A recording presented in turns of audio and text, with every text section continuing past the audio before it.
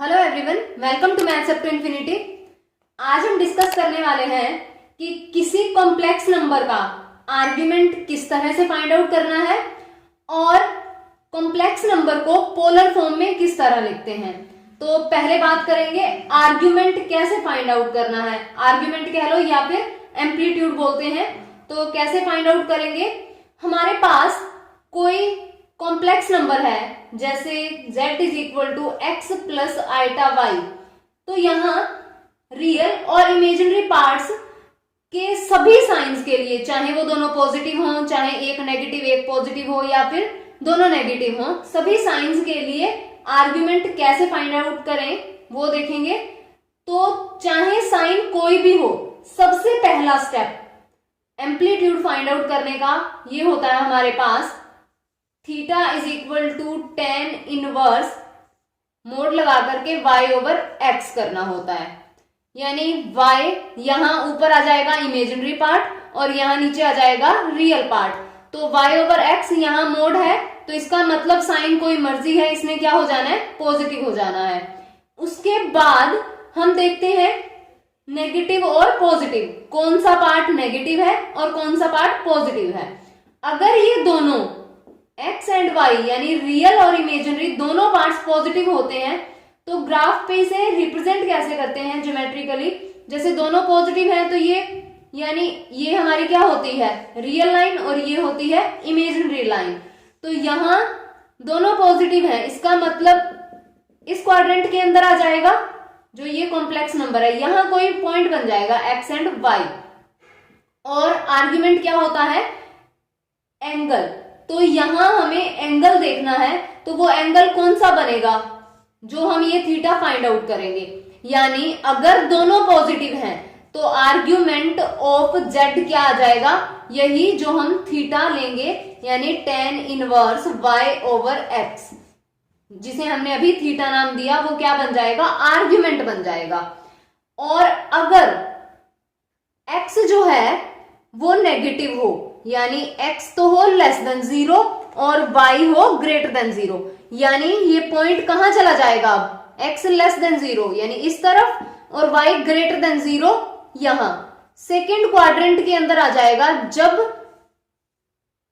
Second quadrant में हो, ये जो पॉइंट है वो सेकेंड क्वाड्रेंट में हो, ये तो हमने फाइंड आउट कर ही रखा है, थीटा हम ऑलरेडी फाइंड आउट कर लेंगे, उसके बाद ये चेक करना है कि कौन से क्वाड्रेंट के अंदर जा रहा है। अब जो भी काम होगा वो इस थीटा से होगा। तो अगर सेकेंड क्वाड्रेंट में आ जाता है तब आर्ग्यूमेंट क्या बन जाता है, आर्ग्यूमेंट ऑफ z हो जाता है हमारे पास पाई माइनस थीटा। ये थीटा वो है जो हमने अभी फाइंड आउट कर लिया है ऑलरेडी। और उसके बाद आता है अगर x less than 0 and y भी लेस देन 0, इसका मतलब ग्राफ कहां चला जाएगा, थर्ड क्वाड्रेंट में आ जाएगा। x भी लेस देन 0 है एंड y भी लेस देन 0 है, यानी ये पॉइंट जो है वो कहां है, थर्ड क्वाड्रेंट में है। और अगर पॉइंट थर्ड क्वाड्रेंट में आ जाता है तो आर्ग्यूमेंट ऑफ z क्या हो जाता है हमारे पास, पाई प्लस थीटा। ध्यान रखना है ये, तो आर्ग्यूमेंट हो जाता है पाई प्लस थीटा। उसके बाद बारी आती है जब पॉइंट हमारे पास फोर्थ क्वाड्रेंट में हो। यहां हम देख लेते हैं, जैसे x क्या आ जाएगा हमारे पास, ग्रेटर देन 0 एंड y आ जाएगा लेस देन 0, फोर्थ क्वाड्रेंट में आएगा। ये ग्राफ है, यहां है पॉइंट, फोर्थ क्वाड्रेंट में अगर पॉइंट आ जाता है तो आर्ग्यूमेंट ऑफ z क्या बन जाएगा, 2 पाई माइनस थीटा। तो इस तरह से ये आर्ग्यूमेंट फाइंड आउट करते हैं हम। अब बात करेंगे कि प्रिंसिपल आर्ग्यूमेंट क्या होता है। प्रिंसिपल आर्ग्यूमेंट वो होता है जब हमारी जो ये वैल्यू है वो माइनस पाई टू पाई लाई करे। यानी प्रिंसिपल आर्ग्यूमेंट अगर हमसे पूछा जाए तो हमें वैल्यू माइनस पाई टू पाई देनी है। तो अब यहां ठीक है, फर्स्ट क्वाड्रेंट में अगर लाई कर रहा है पॉइंट तो इसका मतलब ये थीटा आ जाएगा, फर्स्ट क्वाड्रेंट है, ये 90 का एंगल बनेगा, तो ये माइनस पाई टू पाई यानी बीच में ही आ रहा है। तो प्रिंसिपल आर्ग्यूमेंट की बात की जाएगी और पॉइंट फर्स्ट क्वाड्रेंट के अंदर आएगा तो इसका मतलब जो हम थीटा निकालेंगे वो प्रिंसिपल आर्ग्यूमेंट ही होगा, उसके साथ इसके बाद कोई छेड़खानी नहीं करनी है, वो हमारा प्रिंसिपल आर्ग्यूमेंट होगा। अब चलते हैं सेकेंड क्वाड्रेंट में। सेकेंड क्वाड्रेंट में अगर पॉइंट होगा वो भी पाई से तो छोटा होगा, माइनस पाई टू पाई में ही आएगा, पाई माइनस थीटा है, आर्ग्यूमेंट जो ये है वो पाई माइनस थीटा है। तो इसका मतलब प्रिंसिपल आर्ग्यूमेंट पूछा हो या फिर आर्ग्यूमेंट पूछा हो, तो सेकेंड क्वाड्रेंट के अंदर अगर पॉइंट है तो वो क्या पाई माइनस थीटा ही बनेगा, यानी यहां भी कोई चेंज नहीं होगा। जब हम थर्ड क्वाड्रेंट में आते हैं तो अब आर्ग्यूमेंट है, ऐसा नहीं है कि प्रिंसिपल आर्ग्यूमेंट ही नाम दिया होगा। कई बार ऐसा होता है कि सारे ऑप्शन में माइनस पाई टू पाई ही हमें आंसर मिलता है, 2 पाई के अंदर या फिर पाई प्लस के अंदर हमें आंसर नहीं दिखता, तो हमें क्या चेंज करना होता है। तो यहां अगर थर्ड क्वाड्रेंट में होगा तो या तो आर्ग्यूमेंट पाई प्लस थीटा हो सकता है या फिर क्या बन जाएगा माइनस पाई प्लस थीटा, ये भी आर्ग्यूमेंट हो सकता है। और अगर प्रिंसिपल आर्ग्यूमेंट की बात होगी फिर तो ये कभी भी नहीं हो सकता, क्योंकि थीटा ने हमेशा पॉजिटिव आना है और पाई इसमें जुड़ जाएगा, तो इसका मतलब ये माइनस पाई टू पाई तो लाई करेगा नहीं, तो माइनस पाई प्लस थीटा हो जाएगा। प्रिंसिपल आर्ग्यूमेंट के लिए तो हमेशा यही करना पड़ेगा, लेकिन कई बार प्रिंसिपल आर्ग्यूमेंट नहीं लिखते, सीधा आर्ग्यूमेंट ही लिखते हैं और आंसर जो होता है वो यहां माइनस पाई टू पाई दे रखा होता है, तब भी हमें यही करना पड़ेगा माइनस पाई प्लस थीटा। और अब आते हैं फोर्थ क्वाड्रेंट में। जब हम फोर्थ क्वाड्रेंट में डिस्कस करेंगे, यहाँ 2 पाई माइनस थीटा है, तो 2 पाई माइनस थीटा ये भी प्रिंसिपल आर्ग्यूमेंट नहीं होगा, तो प्रिंसिपल आर्ग्यूमेंट यहां क्या बन जाएगा, जो हम थीटा फाइंड आउट करेंगे tan inverse y over x, theta तो वही है और वही रहेगा हमेशा, तो यहां क्या बनेगा argument of z 2 pi minus theta है, प्रिंसिपल आर्ग्यूमेंट की बात होगी तब ये माइनस ऑफ थीटा हो जाएगा, सीधा minus of theta. Fourth quadrant में होगा तो सीधा माइनस ऑफ थीटा हो जाएगा। कई बार प्रिंसिपल आर्ग्यूमेंट नहीं देते तब भी ये आर्ग्यूमेंट ही लिख देते हैं माइनस थीटा या फिर एम्पलीट्यूड।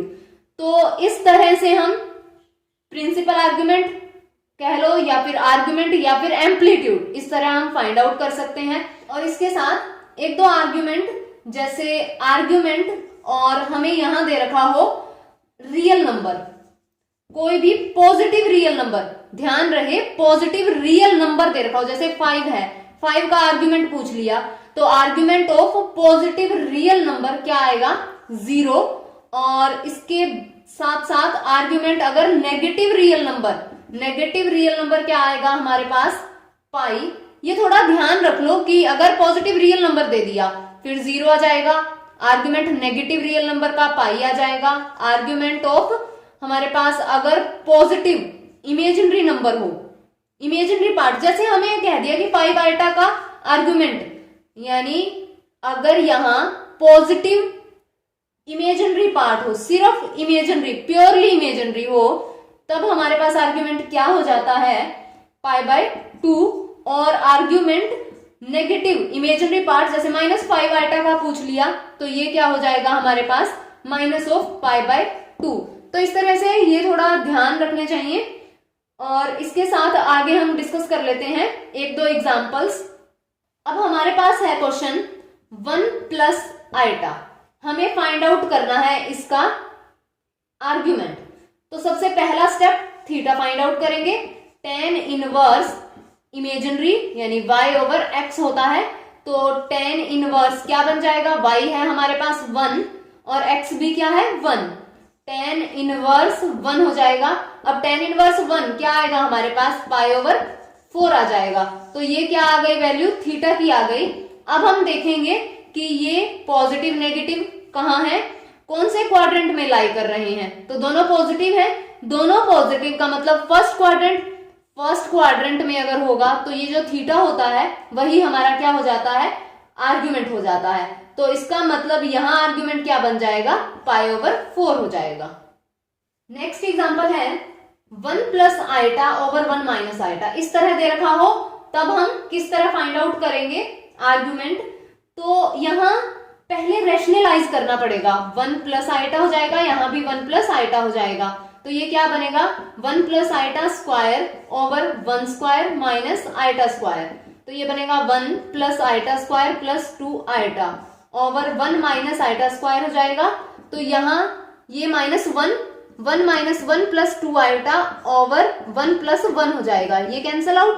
तो 2 आइटा ओवर 2 हो गया, यहां आ जाएगा हमारे पास आइटा।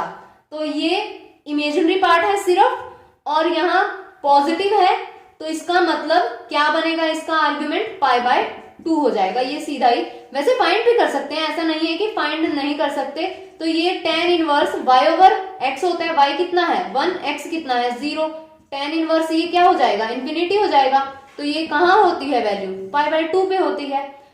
वैसे यहाँ ध्यान भी रख सकते हैं कि ये π/2 हो जाएगी। नेक्स्ट अब हम डिस्कस करते हैं कि किसी कॉम्प्लेक्स नंबर को पोलर फॉर्म में कैसे कन्वर्ट करना है। तो डायरेक्ट एग्जांपल देख लेते हैं।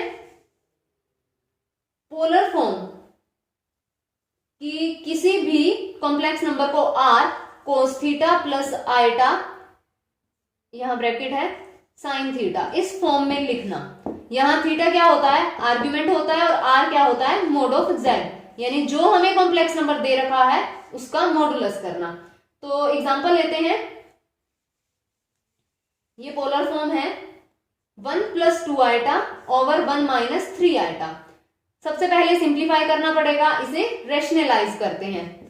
1 प्लस 3 आइटा हो जाएगा, यहां भी 1 प्लस 3 आइटा हो गया, मल्टीप्लाई करेंगे 1 plus 3 iota plus 2 iota and -6 हो जाएगा over 1 square minus 3 iota square हो जाएगा। तो ये बना -5 प्लस 5 आइटा ओवर 1 प्लस 9। तो बन जाएगा ये -5 plus 5 iota over 10 -1/2 plus 1/2 iota, ये आ गया अब हमारे पास। इसके बाद हम r देखेंगे, कन्वर्ट करना है r cos theta plus iota sine theta में। तो r देखना पड़ेगा, r क्या आएगा हमारे पास मोड ऑफ z होता है, जैसे ये z है तो मोड ऑफ z क्या करते हैं हम, जो रियल पार्ट है उसका स्क्वायर कर देंगे प्लस जो इमेजिनरी है उसका स्क्वायर कर देंगे। ये क्या बन जाएगा मोड ऑफ 1/4 प्लस 1/4। तो ये 1/√2 आ जाएगा। उसके बाद हम देखते हैं थीटा, और ये क्या होता है आर्ग्यूमेंट। तो उसके लिए theta is equal to tan inverse y over x करेंगे। y क्या है 1/2, x क्या है -1/2। तो ये क्या बन जाएगा tan इनवर्स, मोड के अंदर -1, तो tan इनवर्स ये बनेगा 1, क्योंकि मोड ओपन करेंगे पॉजिटिव बनेगा, तो ये π/4 आ जाएगा। अब हम साइन चेक करेंगे, कहाँ है ये x नेगेटिव यानी इस तरफ और y पॉजिटिव, सेकेंड क्वाड्रेंट के अंदर आ रहा है। सेकेंड क्वाड्रेंट में आर्ग्यूमेंट क्या बनता है पाई माइनस थीटा, तो पाई माइनस π/4 हो जाएगा। तो ये क्या बनेगा 3π/4। अब हम वैल्यू रख देते हैं, r है 1/√2 and cos 3π/4 plus iota sine 3π/4, ये आ जाएगा। और ये क्या हो जाएगी हमारी पोलर रिप्रेजेंटेशन हो जाएगी कॉम्प्लेक्स नंबर की। आसान है काफी। तो ये था आर्ग्यूमेंट या फिर एम्पलीट्यूड फाइंड आउट करना और पोलर फॉर्म में कन्वर्ट करना। तो कॉम्प्लेक्स नंबर में इतना ही, इसके बाद हम नेक्स्ट टॉपिक डिस्कस करेंगे।